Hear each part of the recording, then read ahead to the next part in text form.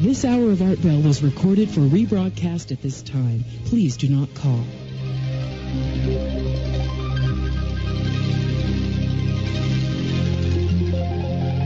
Welcome to Dreamland, a program dedicated to an examination of areas in the human experience not easily or neatly put in a box.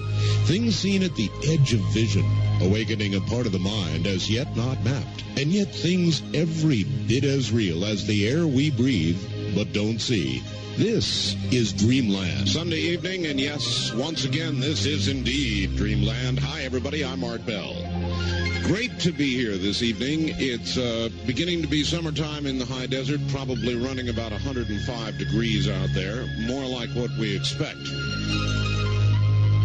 Nice and cool in here, though.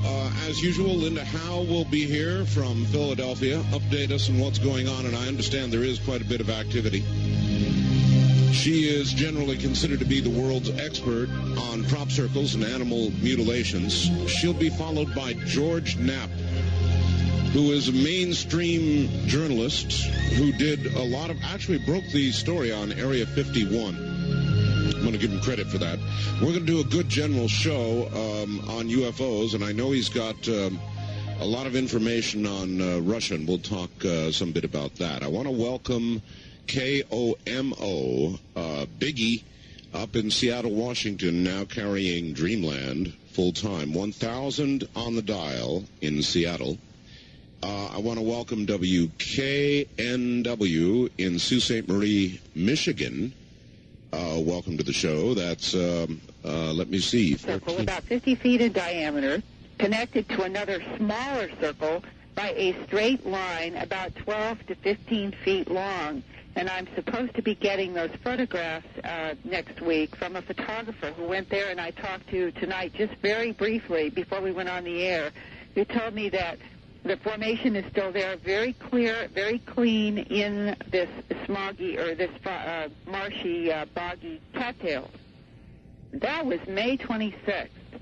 On Thursday, June 1, a few days later, in a barley field in the far northeastern corner of Maryland, in a small area, the director of a local community school was puzzled to find 3 rectangles quite neatly carved in a barley field behind the school. Each rectangle was approximately 17 feet long and about 4 to 5 feet wide. In the same barley field, in approximately a 1/3 square mile area, there were several other areas of down barley, not like rectangles, as much as they were simply odd shapes with very complex lays of the plant stems. I've been there. We've collected plant samples. I was looking at things such as 4 layers of barley laid down in 90-degree angles on top of each other in 4 directions, so that you had 1 layer to the ground going one direction, and then over that was another layer of barley going at a 90-degree angle, and above that was another layer of barley going yet another 90-degree angle, and on top of that, more barley going another, so it almost looked like a plaid, if you can imagine that.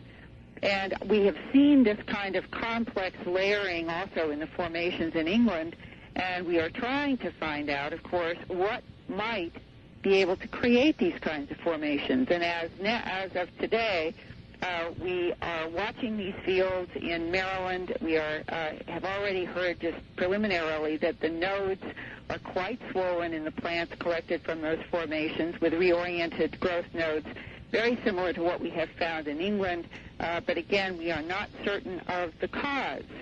Now, one interesting note is May 31st through and that June 3rd, 4th period, there were no storms in this particular part of Maryland. There is no known source for the down barley plants as of this date, and we are going to study the plants now for further physical data, and I'll report more when I know them.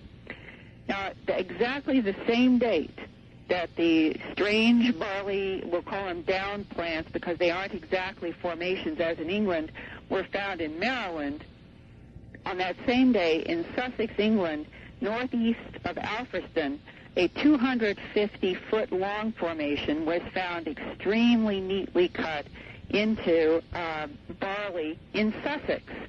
And this was referred to as looking like the Catherine's wheel, a symbol related to an alleged saint going back to 400 A.D. who was hurt on a wheel that had scythes coming out in 4 positions around it. And the woman, apparently in touching this wheel, she was supposed to have been hurt on this wheel. When she touched the wheel, it broke apart, and later the church declared her as a saint. Well, it's been known as Catherine's wheel since that period of time, and this formation in Sussex on June 1 looks like a Catherine's wheel for whatever reasons. Now, the very next night, on June 2nd, Tom and Carrie Blower of Glen, England, had traveled over to Knapp Hill in Wiltshire, spelled exactly like George Knapp's last name, K-N-A-P-P. They were camped out on Knapp Hill in Wiltshire looking toward what is now the famous Woodborough Hill, where many of us have watched in the night for any objects in the sky. Most of us have never seen anything, but on June 2nd, just a few days ago, Tom and Carrie Blower did see something unusual in the sky that reminded them of a white amber object that they videotaped 2 years ago, and their tape was also included in the sightings program. Now, I'm going to play for you an excerpt of this eyewitness testimony on June 2nd from Tom Blower, and then I'll tell you something more. Here we go. All right. That report now from Linda Howe.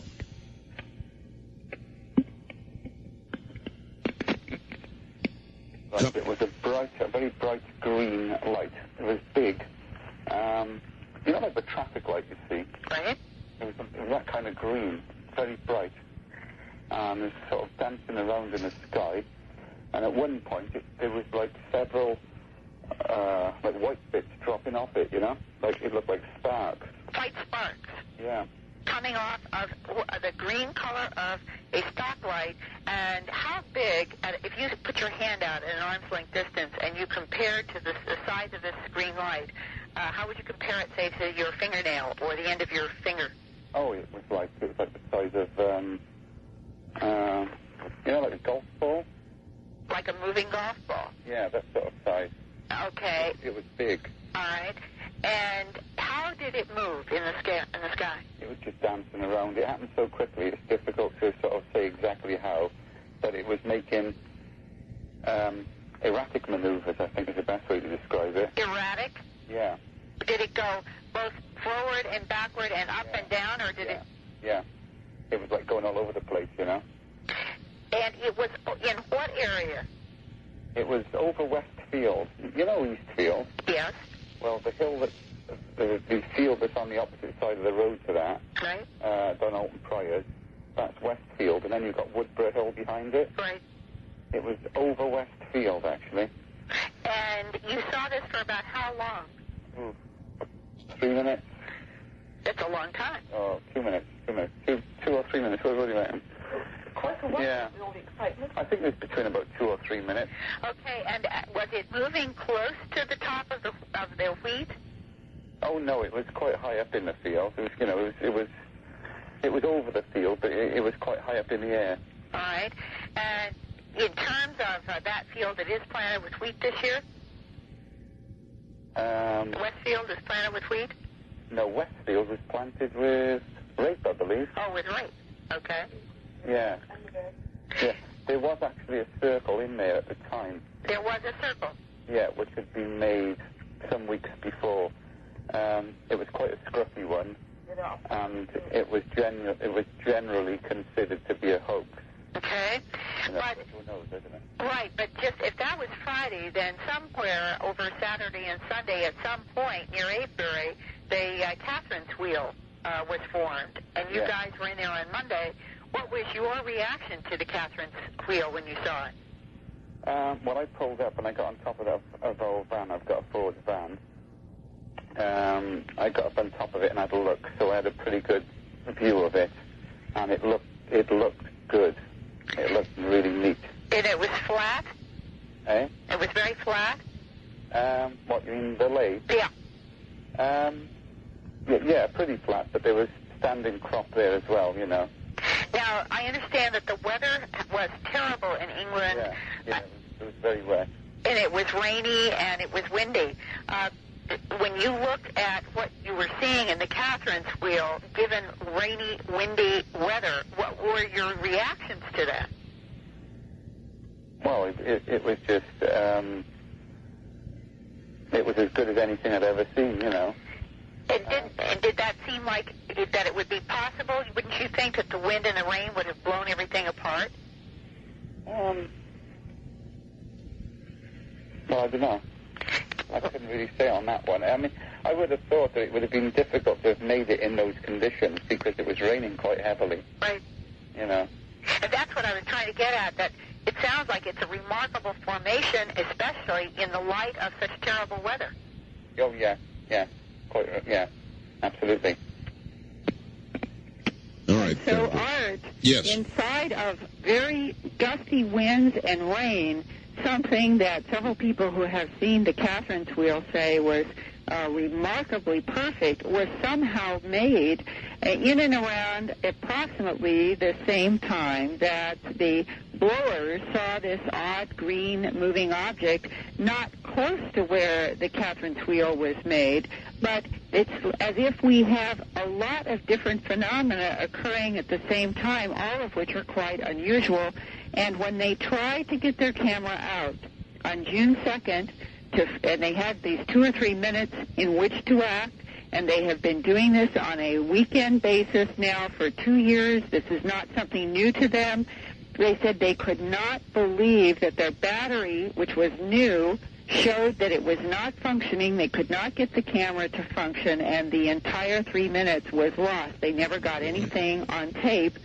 And as they described this glowing green light with white sparks coming off of it, it reminded me of that banana yellow cigar-shaped object that I and 3 other people saw in Pensacola, Florida a year ago, and that I described on Dreamland, that also seemed to have 4th of July sparkler kind of sparks emitting from it. I do not know what this kind of light is. I do not know what these objects are.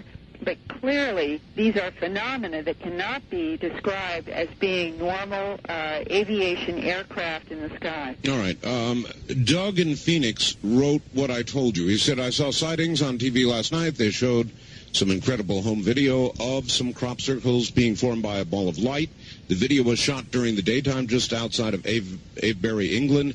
As the video was being filmed, 2 Army helicopters flew into the area. They saw the people who were doing the filming. One of the helicopters went and hovered over the ball of light. The other flew over the photographers and tried to scare them off. Yes, I understand that has happened, that they were English Army helicopters, and who and why they were there is interesting. And again, what are these strange balls of light that scores of people now have seen with their eyes, and a few people have been able to get on videotape? Now, the videotape is certainly impressive. Linda, we're very short on time. Give us your address and contact. All right. I welcome communication on all kinds of subjects to Linda Howe, Post Office Box 538, and that's Huntingdon Valley, Pennsylvania, spelled Hunting, D as in dog, O-N, Huntingdon Valley, PA. The zip code is 19006, and my fax number is area code 215-491-9842. For those of you who have asked about my books and videos, you can contact for information also at that address and phone number, or check with your local bookstore. Since they're in all the big bookstores now. We're trying. All right, Linda, excellent. We will speak with you next week. Thank you. Thanks a million. That's Linda Howe, and again, acknowledged to be the world's expert on crop circles and animal mutilations. George Knapp is just around the corner. Hey, I've got some. All models come with a 1-year warranty, including also vanished in a blur of speed into outer space. I watched through a 7x35 lens. I contacted the UFO Reporting Center in Seattle, and he gives a number, and they reported that many people are reporting sightings like this in California and on up through the state of Washington, including one from a lady in El Toro. The center believes something is going on, and I do too. Keep up the good work, Carl in Fontana. Now, somebody I haven't talked to in a long time. His name is George Knapp. He's an investigative journalist. He's been in and out of various forms of investigative journalism, I guess, for years. I guess I'd rather let him tell you about it. Hi, George. How you doing, Art? Great to be back on the show. Oh, it's good to have you. George, you're probably better equipped than I am to speak of your career. It's been a really interesting career. When I first came to Las Vegas, I think you were the anchor person on Channel 8. That's what I recall. That's true. And so you might want to start a little before that and kind of carry us through who you are and where you've been, because, you know, I've got a lot of new affiliates and they don't know you. Well, I was with KLAS-TV here in Las Vegas for 10 years. General reporter, general assignment reporter, then investigative reporter, then anchorman. I left for 3 years to pursue the UFO stuff full-time, producing documentaries, and recently returned to KLAS in March, and I'm back as an anchor in one of our evening newscasts. I'm also doing investigative reporting and twice-weekly commentaries, but I've always kept a hand in the UFO stuff on many fronts. I'm curious, George, since you've been such a mainline journalist for so many years, when you began to look into the UFO business, I know you produced UFOs the Best Evidence, which is one of the best things ever done on the subject. And how did Channel 8 react then, when all of this was thought of in not quite the friendly light that it is today? Well, there was some trepidation going in, but I think they had enough confidence in me to know that I would treat it seriously and fairly, and so they were very supportive. It's my other colleagues in journalism that didn't seem to care for us covering this. It's interesting. I've been chastised on an ongoing basis. It's really never stopped mainly by the newspapers, but other TV and radio stations here in Las Vegas as well. They just can't seem to stand the fact that someone would take this stuff seriously, so they have a lot of fun at my expense. I know. I experience the very same thing since I do a regular weekday show.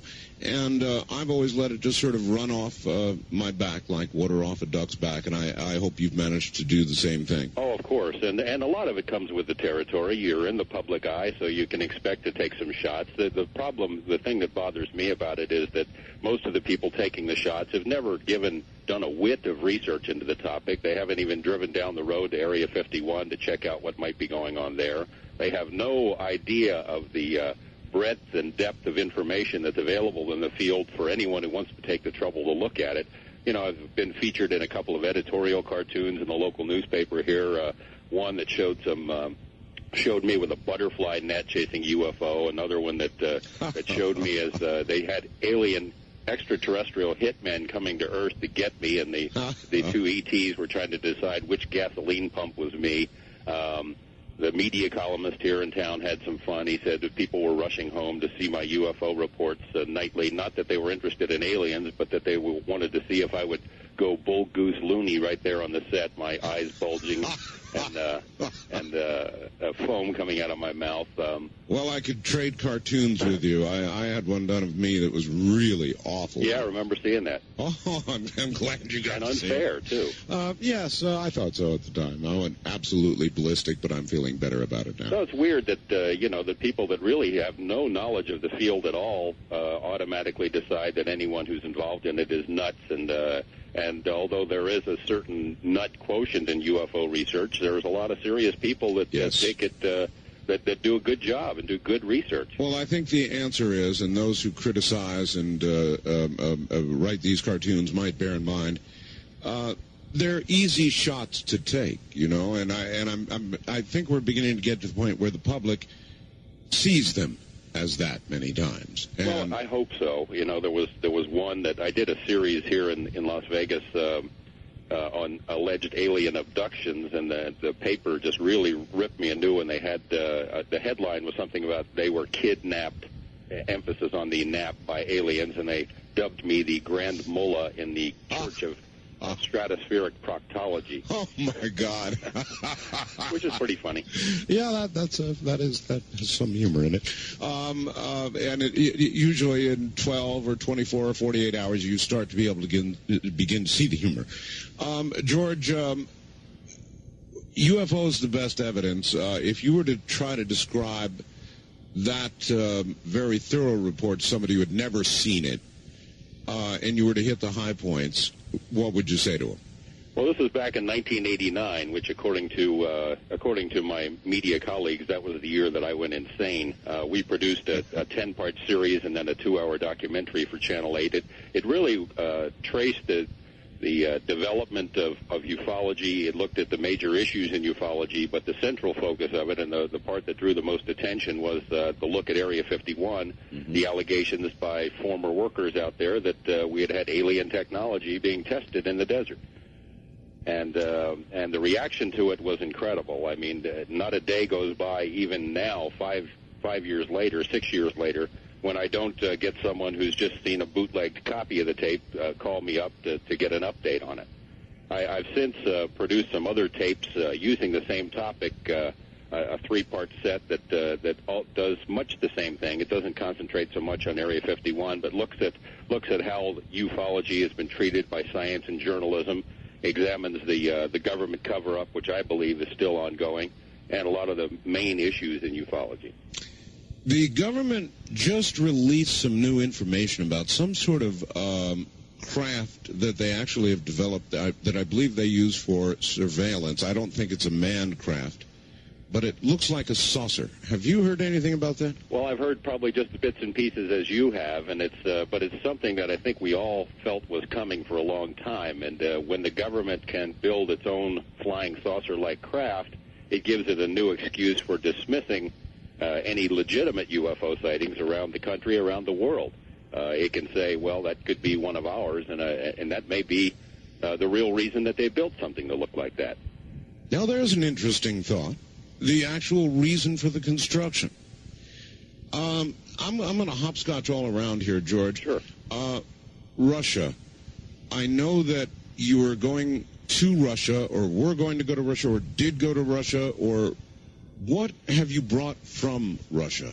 Oh, just a tremendous amount of information. You know, we suspect the reason for the trip to Russia was we suspected that our government has studied UFOs secretly, takes them seriously behind closed doors, that they have infiltrated UFO research groups, that they've spied on UFO researchers, compiled dossiers on them, they've disseminated disinformation in order to muddy the waters about ufology, and they've shown no inclination to open the doors and tell us what they really know. In fact, even though the Cold War is over, they seem to be going in the other direction, that military mindset concerning national security and not letting the public know what's going on can probably best be demonstrated by what's happening up at Groom Lake. You know, the Cold War is over, and yet here they are seizing additional acreage around so people can't look down on a base that supposedly doesn't exist. Yeah, traditionally people have been able to go up there and get in a certain perch and almost look down on the area. Sure, not anymore, though. So that's really over now. Well, pretty much. There's another location where you can still see the base, but it's so far away it's of really no practical value. And it's interesting that we've signed the Open Skies Treaty, which allows any nation that signs it, any signatory, to fly over and take all the pictures they want. But the military has deemed that American citizens should not be allowed to take a look at the base that they say officially doesn't exist. It makes you wonder who they think the real enemy is. Well, surely the Russians get much better looks at it than we do. I mean, they have satellites that pass directly overhead. As a matter of fact, some of the better photographs have been Russian, haven't they? That's some of the stuff that we had back in 1989 that showed the base in all its splendor, the base that they won't officially acknowledge. Even just a couple of weeks ago in federal court here in Nevada, a judge ruled that the government doesn't have to reveal what the name of the base is. In fact, the military said we don't have a name for it. So what we brought back from Russia was just incredible. It is assuming that our government was never going to tell what it knows. Maybe the Russians, because of the tremendous political changes that had occurred over there, would do that. And we spent almost a year preparing for the trip, went over, contacted sources who had never spoken about this publicly before. We didn't want people who had spoken to Hard Copy or Current Affair and been on television over here in the States. We wanted people who were in a position to know but had never revealed what they did know, and that helped us a great deal. We brought back several hundred pages of previously classified documents from their Ministry of Defense that indicates the Russians have been studying UFOs at their highest levels of government and scientific establishments since the late 1940s, exactly what we suspected the Americans have done. We brought back numerous documents, still classified, that indicate that the Russians know a great deal about the American cover-up. They say that we've had 30 to 40 UFO listening posts set up around the world to monitor this activity. The Russians have documents concerning transmissions they intercepted between ground control and our space missions in which astronauts had encounters with UFOs. Their cosmonauts, by the way, had the same kinds of encounters. It's just a treasure trove of information. I've just, in the last few months, finally got all of it translated and have analyzed it, and it confirms most of the suspicions about what we have about what the American government knows. All right. I can't remember what program it was, George, but there was one specific program that really shocked me. It documented the case of a UFO over a Russian missile silo. And it suggested in the report that the Russian missile silo had gone to activation, had become activated, and they were actually in a countdown mode. And this damn thing was going to launch, and there was a UFO hovering over it. After the incident, it didn't launch. According to the story, they tore the panels apart, they tore all the launch sequencing computers apart and all the rest of it, and could find no reason for what had occurred. Is that a true story? That is a true story. I have the original documents in my hand as we speak, the witness reports from more than 24 military witnesses, most of them officers, who filed reports that were sent to the Ministry of Defense that described the incident. Wow. For a period of more than 4 hours, numerous UFOs were spotted dancing around over this ICBM base. They would appear, disappear, split in two, perform incredible maneuvers, changing shapes, changing colors, and these were reported, as I said, by numerous witnesses. Right before the UFOs disappeared, the launch control panel at the base lit up like the 4th of July, and someone or something entered the launch codes. In other words, these missiles were ready to go. Then, boom, the UFOs disappeared. The launch control panel went back to normal. The folks, some of the sources that we dealt with, Colonel Borisokolov, who was the head of the Russian UFO study for a 10-year period, was sent in to investigate. They took the panel apart, found that there was nothing wrong. They'd never seen anything like it. No other equipment at the base was affected by whatever this was.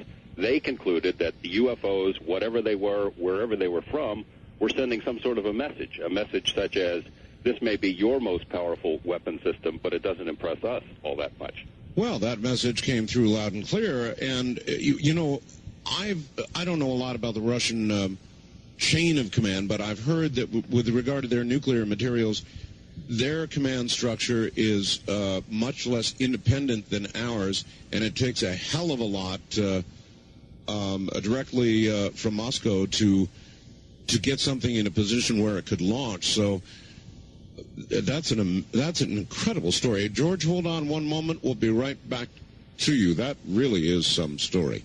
You're listening to Dreamland. Many of you we gave out phone numbers for Sea Crane. You know, it's a brand new Sea Crane Company catalog out finally, 79 pages of what I call the Bible of radio. And we got 6,000 calls. It was all that we could handle, and a lot of people missed it. So if you want a catalog now, tonight is your last chance. It must be post-dated by tomorrow. Post-dated by tomorrow. But here's the deal. Here's the deal. You write them a letter or a postcard, simply request a catalog, and for your trouble, you will get a free catalog, and you will get a free little coupon worth $3.20 toward the purchase of anything at all in the catalog, and they'll include that just for your asking. So send a postcard or a letter or something to the Crane Company, C-R-A-N-E, Crane Company, Fortuna, California, F-O-R-T-U-N-A. F-O-R-T-U-N-A, Fortuna, California. Zip code 95540-2350. That's the Crane Company, Fortuna, California, zip code 95540-2350. And they've got the DL telephone right now in stock and almost out of stock. It is the digital portable telephone. It's all digital. It sounds as good as anybody's regular plug-in telephone. It's, I guess it's the best telephone on the market right now, and we've really gone to a lot of trouble to test them all, and I don't know how I could live without mine.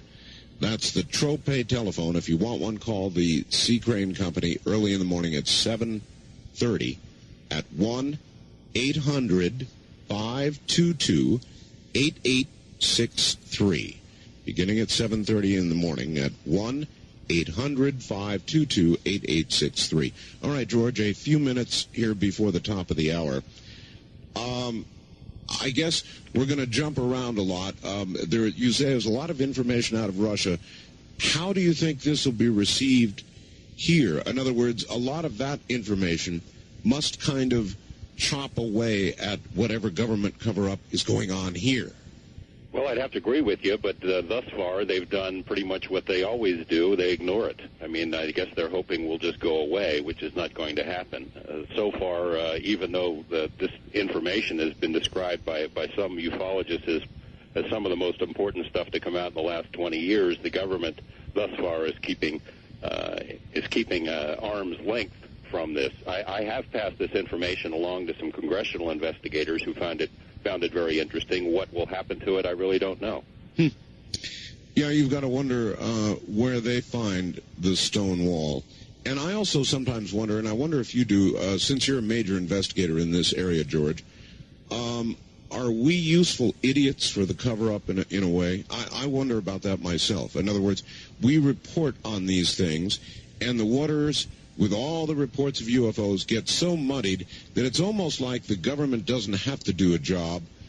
Sometimes I think we sit out here in our own way and do it for them. I try not to do that, and I'm sure that's the case with you, but there's a lot of information coming out, and the mere volume of information seems to kind of muddy things up. Exactly. It's almost UFO overload these days. You've got shows like Sightings and Encounters and Unsolved Mysteries. You've got the X-Files. You've got the tabloid shows that do it. You've got a lot of radio shows, yours being the preeminent one that discuss these topics. And there's so much going on in the field, you can't possibly keep up with it. Even somebody like Linda or myself who do it almost on a full-time basis. In that sense, it allows the government to stay off the hook. And I worry that the public, the general public, gets so much of this stuff that they look at it like the movie of the week. Well, that was interesting. Now let's see what Letterman is doing. Switch the channel. Or if finally NBC one night comes on and there's a big story about a landing, something really substantial, maybe people won't even be all that. I mean, of course, it would be a big story, but not the story it once was. It's as though we're almost ready for it, isn't it? Well, a lot of people have said that over the years, speculated that there's some sort of a government program to condition us all for the alien reality, get us ready for the big announcement. And there were even studies done by the Brookings Institution back in 1960 for NASA that suggested that, if you don't condition the public to deal with something like this, our social institutions would collapse. I've never seen any proof that there is an actual ongoing program, but I'll tell you, if there was one, this is exactly how things would be panning out. You'd have all this media, different kinds of television shows. You see aliens in commercials almost on a daily basis for all kinds of different products. Aliens selling cars, aliens selling hamburgers. It's true. It's really true. All right, George, relax a few moments. We'll do some news here at the top of the hour and be right back. George Knapp, a journalist in Las Vegas, is our guest this evening, and there's a lot of interesting territory and your calls ahead. You're listening to Dreamland, which must mean it's Sunday. I'm Mark Bell. We'll be right back.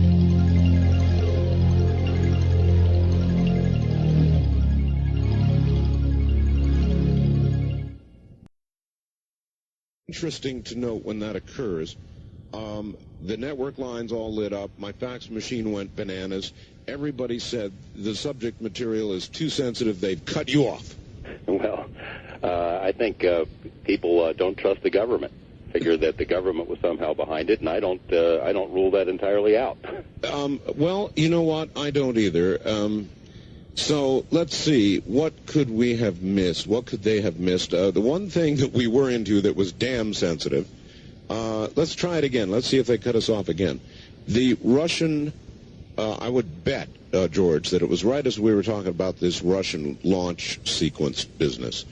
And again, the report was that something hovered over a Russian launch site, that the whole panel lit up, the thing went into a launch sequence, which it ought not be able to do. There were UFOs all over the area, and that's extremely frightening to me. I can't imagine how that could happen. They tore the whole panel apart. They didn't find a thing, and you verify that story is essentially correct, isn't it? That is true. According to the official Ministry of Defense documents that we brought back and had analyzed, numerous witnesses that described the UFOs over the base. We have the statement of the launch control officer who said that the panel, it wasn't just lit up from a power surge. Someone entered the actual launch codes of these missiles, and then as soon as the UFOs were gone, the launch control panel went back to normal. This is very similar to a series of events that happened here in the U.S. in 1975. That was going to be my next question. Sure. Yeah, it's happened here as well. If they're going to cut us off, here we go. So it's actually happened right here. Exactly. According to documents that were squeezed out of the Pentagon through the Freedom of Information Act in 1975, UFOs were sighted over 5 bases in a 2-week period along the U.S.-Canadian border. These are nuclear bases. And the same sort of thing happened. The launch control instructions came from somewhere, and the launch codes were changed. Our government is not saying a whole heck of a lot about that, but we know it happened and it was real. All right. One of the things that the government has always said, you remember Project Blue Book and all the rest of it, the end conclusion was always UFOs may exist, but they constitute no threat to national security. Well, that's just baloney, and we know from the government's own documents what they're saying in private is different from what they say in public. There are numerous documents that refer to national security threats from UFOs, and we know the experience of other governments around the world that they consider UFOs to be a national security matter. Even in England, I was there last summer to investigate the CropCircle phenomenon. We interviewed some people from their Ministry of Defense, and they say that they monitor UFOs because of the potential national security implications. Now, they deny that they monitor CropCircle activity, but admit that they do watch UFOs, which may be hovering around in the CropCircle area. The Russian government obviously thinks that UFOs are a threat to security, or at least they're a concern about security. The French government admits that it's had a UFO study going on for years. The Belgian government has been investigating UFOs openly. It's only our government that seems to say that UFOs aren't a threat. Let me give you a good analogy, or see if you think this is a good analogy. You know about the recent Ebola breakout in Zaire. Sure. There was a 60-minute story about the monkey house thing in Reston, Virginia. Remember that? Yes. They had what they thought was airborne, human-killing Ebola virus out in Reston, Virginia. They didn't tell the public one damn word. I mean, this is something that could have conceivably spread across and killed everybody, where 90% of the people in this country, had it been real, and it almost was, and they didn't say one word. And if there is a matter of national security, national health, national concern, I can't think of a bigger one than that, and they didn't tell us until long after the event. Well, it's a military mentality that's been perpetuated since the beginning of the Cold War, maybe even before that. They regard us as not needing to know, and it's manifested itself in a lot of different ways over the years. Well, in some ways, I understand that. I mean, in other words, even though the Cold War is supposedly over, it's not exactly. And we are developing new aircraft, and how do you react if I were to say, well, we've got to have an area like Area 51, or an area like it, someplace where we do our secret testing. How do you react to a statement like that? Well, I agree completely. I mean, I think most of the work that's done out at Area 51 is valuable and important to national security, and they do need an area like that. But I think they could acknowledge the existence of the base. I mean, so their denial in federal court that they even have a name for the base is patently ridiculous. In other words, we ought to at least be able to know what the Russians already know and have known for a long time. Exactly. George, there have been a lot of reports that the nature of what's being done at Area 51 has changed, and a lot of the saucers, if they were there, have been moved. Do you know anything about that? I do. I've been in contact with some congressional personnel over the past couple of years who've been very helpful to me, people who have security clearances to go into that base. I can't give you their names on the condition that was the condition given to me to get the information. I briefed two people in the past year and a half who have gone out to Area 51, looked around. In fact, they took helicopter flights over what's known as S4, the area where Bob Lazar said saucers were housed in hangars built into the side of a mountain. If those hangars were there, and I believe that Bob is telling the truth, they're not there anymore. It's just rubble in the desert. There's no facility at all there.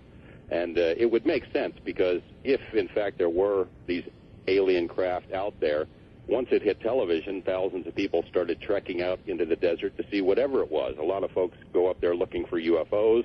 A lot of people look for advanced military aircraft. A lot of people just go up to have a good time. But so many people have been out there looking at that base that it would make sense that they would have to move something like the saucers. All right. So where do you think they might have gone? Is there a best guess? A couple of stories that I've been told. The Nevada test site is a vast, uninhabitable region. There's places in there that very few people ever see. They could just house it in a number of different facilities out there, or just stick it in the ground for a while till things cool down. Some have suggested to me that we have a national security agency facility in Pine Gap, Australia, that's been the subject of a lot of speculation. Some people suggest that maybe the saucers went with the stealth aircraft when they moved from Nevada a year and a half or 2 years ago to New Mexico. New Mexico, of course, has a long history of UFO activity, a lot of secret bases there, and perhaps when they moved the stealth wing, which was originally tested at Area 51, they could also have moved the saucers. Well, that's in a way sad. Somehow I like thinking that it's right here next to me. Me too. It's an easy drive down the road. Back when Area 2000 was going on, and I was trekking between Las Vegas and Pahrump, I had my own sighting. It's the only one I've ever had in my life. My wife had it with me. You may have heard the story, George. It was a large triangular craft that did not fly, but floated above me. I was almost home, about a mile from home, dead quiet, out here in the country in Pahrump. My wife turned around and said, "What the hell is that?" I stopped the car, turned off the ignition. We both got out, and we looked, and coming up from behind us, and it was almost a full moon, here is this gigantic triangular craft. I'd guess 150 feet from one point of the triangle to the other, jet black against the moon and the light, the backlighting, a strobing red light in front, two white lights on the back ends of the triangle. It didn't fly, George. It wasn't flying. Flight takes speed, for aerodynamic lift. This thing floated above us just silently about 150 feet. And, George, we stood there and we watched it float out across the Pahrump Valley. And, the hairs on the back of my neck were standing up. It's the only setting I've had. Then, the next week, some lady sent me a newspaper clipping from the Pahrump paper saying that a number of people had seen this craft, but that Nellis Air Force Base said, well, there was a secret mission which did overfly the Pahrump Valley. This was in the paper, and that it was a C-130 aircraft. What an insult. I've flown in C-130s. They're noisy as hell, George. It would have rattled my teeth at 150 feet. This was no C-130, and that story was an insult. Well, I've heard similar stories about nearly identical craft from all over the world. Belgians were seeing that. Russians have seen that triangular craft. The Hudson Valley in New York area has seen that triangular craft. I was in Alabama a year and a half ago. I have witnesses on videotape who have described the same thing, floating along, completely silent, huge craft. Yes. Same thing has been seen all over the world. In fact, I get a lot of reports from out in your area, Art, not only about UFO sightings, but about these mystery booms. It feels like underground tremors. Recently did a report about residents in St. George, Utah. That area had been feeling these underground tremors. It was cracking the windows in their homes, cracking their walls. They thought someone was doing underground blasting.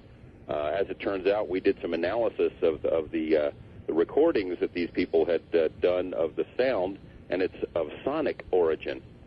So after we did the reports about these sonic tremors being caused in St. George, I started getting calls about the same thing in the Pahrump Valley area. I don't know what they're flying. George, listen, you're dead right. Something's going on. I've got a friend across town, ham radio operator. I'm one, so he's a friend of mine. His name is Jerry, and that's all I'll give, not his last name. But he everything was fine until he built a porch. He built a porch, George, and in doing so had to sink, I'm not a carpenter, but big things into the ground to support the porch. And he began to get a hum at night that was vibrating his entire house, that was so damn loud that he couldn't sleep. He had the power company out there. He had everybody he could think of out there. He had to end up tearing down the porch because this was somehow translating this hum into the rest of the house. Have you heard of that kind of thing? I sure have. I think the most famous one is in the Taos, New Mexico region. It's been going on for a couple of years. Some residents can't hear it, and they think the other ones who are hearing it are crazy, but it's been detected using scientific equipment, and the military, of course, denies having any knowledge of what's causing it, but it keeps going on, and it drives people crazy. The same thing was occurring at the same time in the southern Utah area when I went up there to do these recent reports about the mystery booms. Some people were not hearing the booms, but they were hearing this underground hum, and it kept them awake at night. They couldn't sleep. And your area is the third one I've been hearing it about. So then, what do you think? Something, the hum, something underground, obviously? Or? That sure is what it sounds like, but what? What would do it that could travel that far underground? Again, the military denies any knowledge. There have been some congressional inquiries in New Mexico that have gone absolutely nowhere. Well, I know that undersea sounds of particularly very low sounds whales make, they travel, they say, even thousands of miles. But I wasn't sure if the same was true of the ground.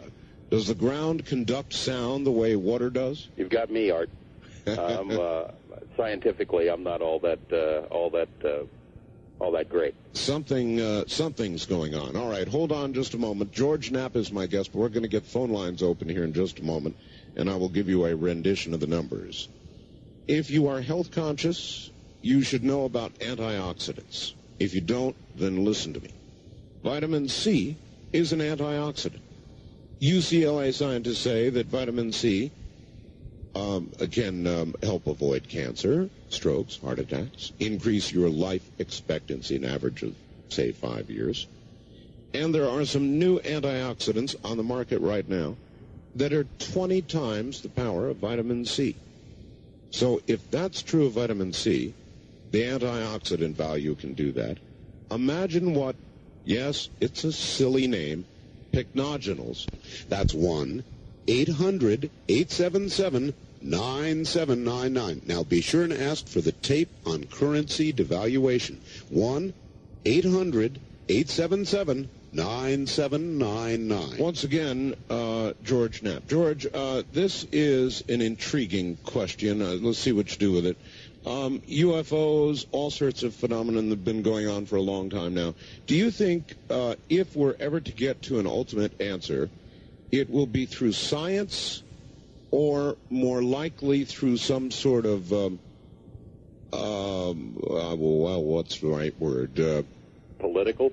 Intuitive or political, in other words, whether there will be a political revelation, whether science will prove the existence of them, or whether these people who call themselves psychics and sensitives and remote viewers and that group will be the final answer.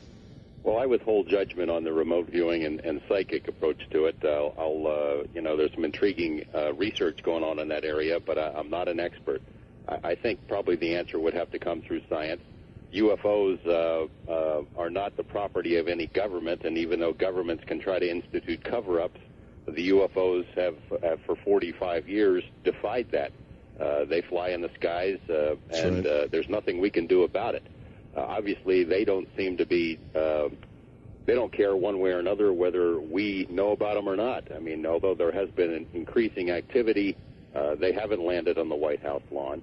I see no indication that the government is going to come clean on it. Perhaps shows like yours and perhaps some of the things that I've done are doing the government's work for it, in essence, informing the public because they can't. I think the government has painted itself into a corner and it really doesn't know how to get out of it. I've also been told by congressional investigators that when and if this all comes spilling out, that people are going to go to jail because obviously a lot of money has been spent perpetuating the cover-up. Probably a lot of money has been taken from legitimate black budget projects and put into this stuff. So it's entirely likely that maybe the cover-up is perpetuated because people are covering their butts. All right, one place then it hasn't been working so well, that is a cover-up, is Mexico. I've had a lot of guests on the sightings in Mexico. George, hundreds of thousands of people have been seeing serious UFOs, and I've got some of the photographs in Mexico. Are you aware of that story? Oh, I am. It's incredible. The footage that keeps coming out of Mexico is incredible, and it wasn't just a one-time event. It keeps going on and on and on. Exactly. But it gets absolutely no serious coverage here. It's as if it's not really happening. Why that is, I don't know, but it's going to take Dan Rather, Brokaw, Jennings, when the Mexico sighting story hits one of the national newscasts or hits the front page of the New York Times, which probably seems unlikely, that's when people are going to pay attention to it. Why that hasn't happened, I don't know, because it, as you mentioned, it keeps happening on a frequent basis. That many people to see it. We'll be right back. George Knapp is my guest. This is Dreamland.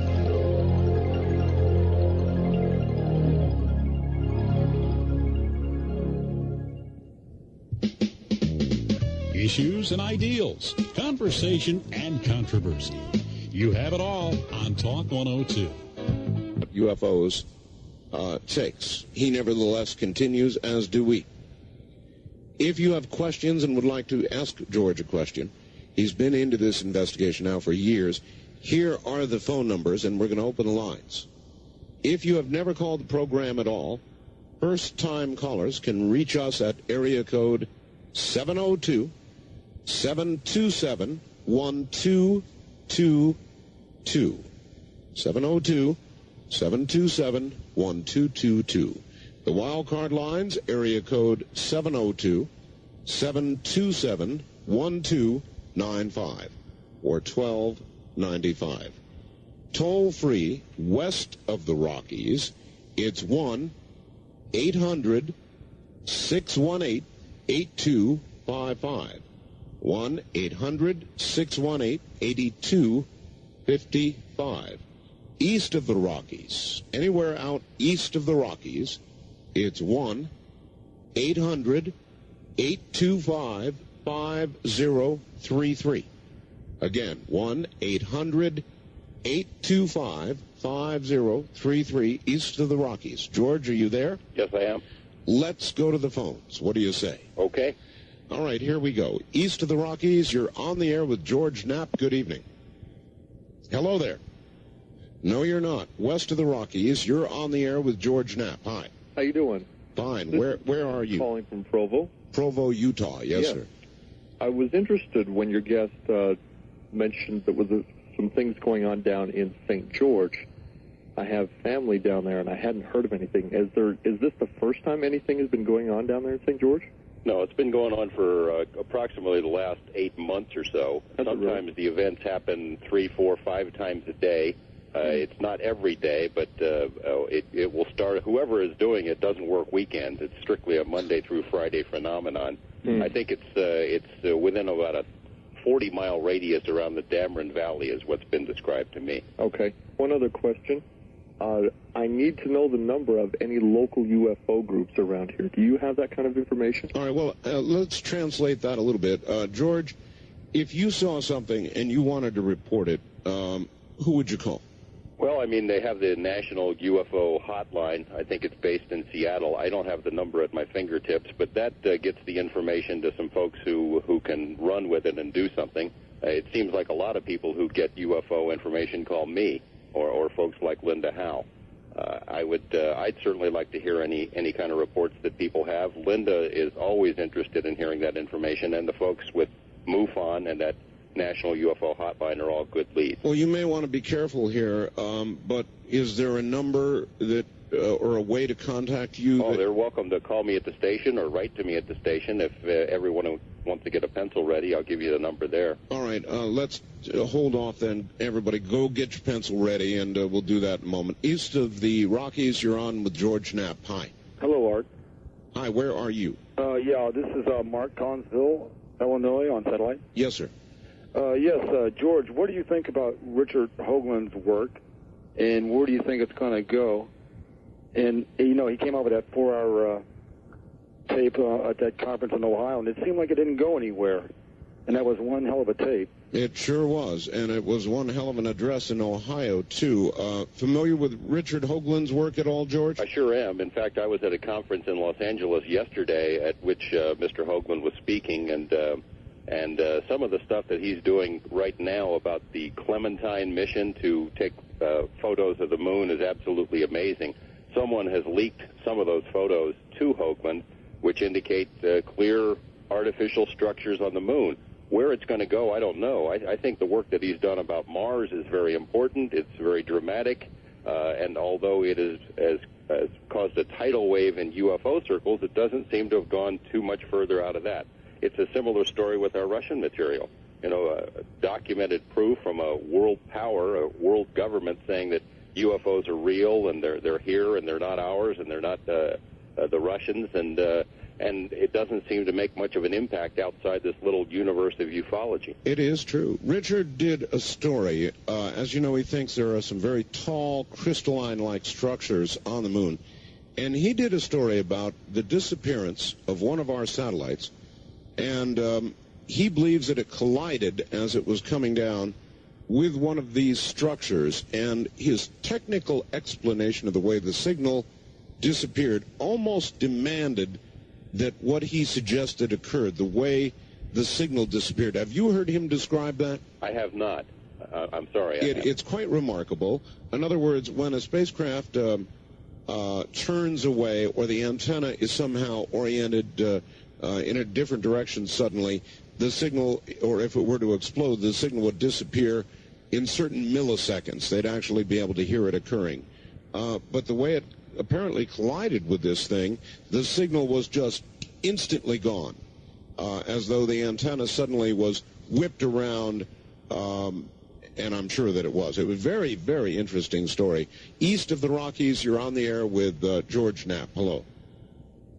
Hello there. Nope, you're not. First-time caller line, you're on the air with George Knapp. Hi. Hello there. Well, we're missing him. West of the Rockies, you're on the air. Good evening. Good evening. Hi, where are you? Fresno, California. Okay. My name is Wilma. Yes, go ahead. And in 1970, February 7th, we was going to Nevada to celebrate our anniversary. And on the way out in the desert, nothing was ever, it wasn't built up then.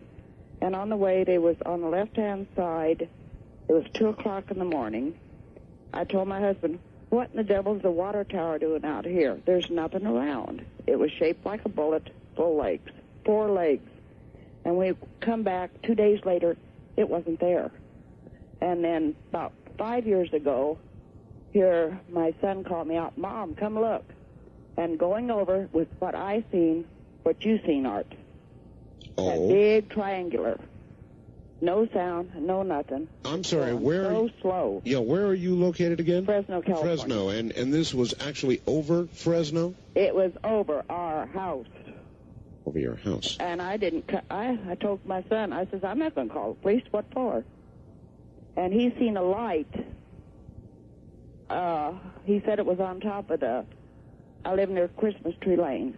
And he said he seen a light on top of the cedar trees. Mm-hmm. And then the light took off. All right, well, it's a good question. George, how many people who see things like this do you think report them? Percentage-wise, I wonder how many actually get reported to any agency.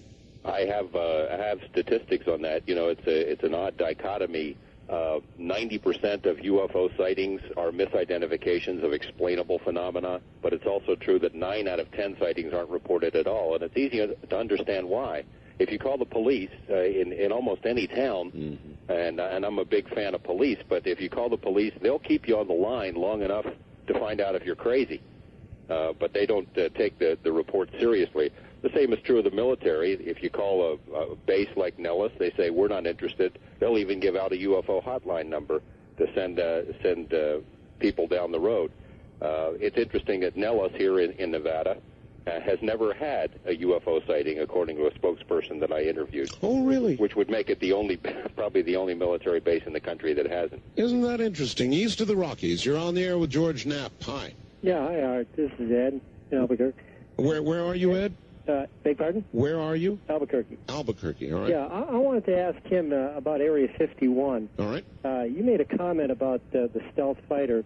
Is Area 51 out by Tonopah, or is that in some other area? Because the stealths were tested at Tonopah. Well, the stealth were transferred to Tonopah when they became operational. Tonopah is on the other side of the Nevada test site range. That's correct. In other words, they started out in Area 51. Initial testing was conducted at Area 51 and perhaps other locations as well in Nevada, but once it became an operational fighter wing, they were based at Tonopah. No. They weren't an operational fighter wing. I know that for a fact. They were still being tested. A6s were conveying them and everything. Well, I have to disagree with you. Actually, they were an operational fighter wing. I recall reading that in the newspaper. Well, this is before. This was when they still said they didn't even exist at Tonopah. Well, that's probably, it could be. It could be. I was observing them when they didn't exist. But I was just wondering where Area 51 was. It's on the other side of the test site range. It's east of Tonopah. It's east of Tonopah. Is it as far north as Tonopah? I believe so. It's almost a direct line across. Okay, thank you. All right. Thank you very much for the call. Wildcard line, you're on the air with George Knapp. Hi. Hello. Hello. Turn your radio off. I sure did. This is Wendy from Vancouver, Washington. Yes, Wendy. And I had a question for your guest. I was wondering if he could tell me when he thinks the government is going to acknowledge the existence of UFOs. I don't think that they'll ever do it. I think the only way that they would do it is if they were forced by some event, an event from whatever the intelligence is that's behind the UFO phenomenon, or indisputable proof that's garnered by people in the private sector. Because as we mentioned, I think they've done a lot of sneaky stuff that would get them in a lot of trouble. I think it's also possible that maybe they have a reason for not coming clean with us. Maybe there really is some dark side to this. Maybe we really would panic in the streets if the whole truth came out. And it may also be that the government, although they have more information than us, they don't have the complete picture themselves. It seems to me, especially within the last 10 years, like we've almost been in a constant barrage of UFO movies, UFO sightings, reporting. It seems to me like it's almost a desensitizing process.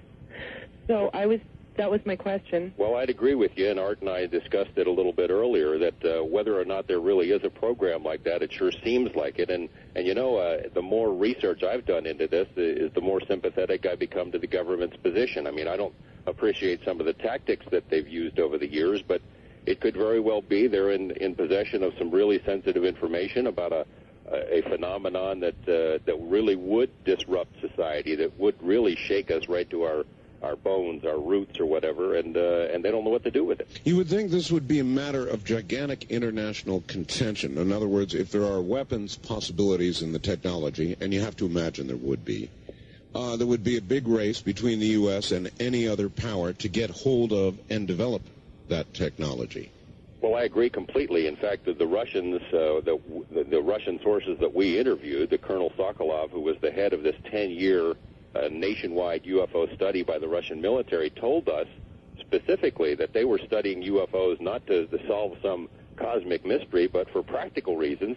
They knew that UFOs could do things that our planes could not do, maneuver, appear on radar, disappear, and if they could solve that technology by studying them, that they would basically get a jump on us in stealth technology. Well, gee, maybe then our government meant by UFOs are no threat to national security, that they are no threat to national security as long as we have the technology. Well, I agree completely with that. All right, George, we'll be right back. George Knapp is my guest. Again, the East of the Rockies line is 1-800 out of the lines. George, you there? Yes. All right. As much as we can, let's keep answering these. East of the Rockies, you're on the air with George Knapp. Good evening.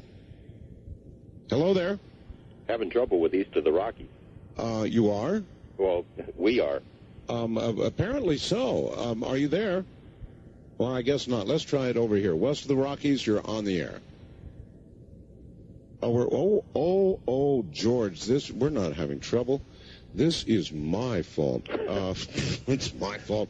Is there anybody on the West of the Rockies line? Hello? Hi, yes. Hi, Art and George. I was wondering, have you ever made a connection between UFO sightings and, like, nature occurrences that have been happening lately, like large hail falling and floods, and psychic predictions that they say that there are going to be a lot of changes in the United States and around the world? Yeah, I'm really glad you asked. George, I know everybody always talks about it, does nothing about it, but the weather this year is arguably stranger than it ever has been. Giant reports of hail everywhere, high winds. We've had them here in the desert. We get high winds, but, I mean, it's been a crazy year. That's true. I don't know that we can tie it into the UFO phenomenon, though. I mean, some people have tried. I just haven't seen any convincing evidence. There are individual cases of where UFOs have been sighted in areas where earthquakes have occurred, and strange weather occurrences have been reported, but direct connection I haven't seen. I know that it sure does seem weird, since I haven't been following weather patterns and don't really have data on the frequency of earthquakes and volcanoes dating back over a number of years. I don't know if it's any worse than normal or not. All right. First-time caller line. You're on the air with George Knapp. Hi. Hi.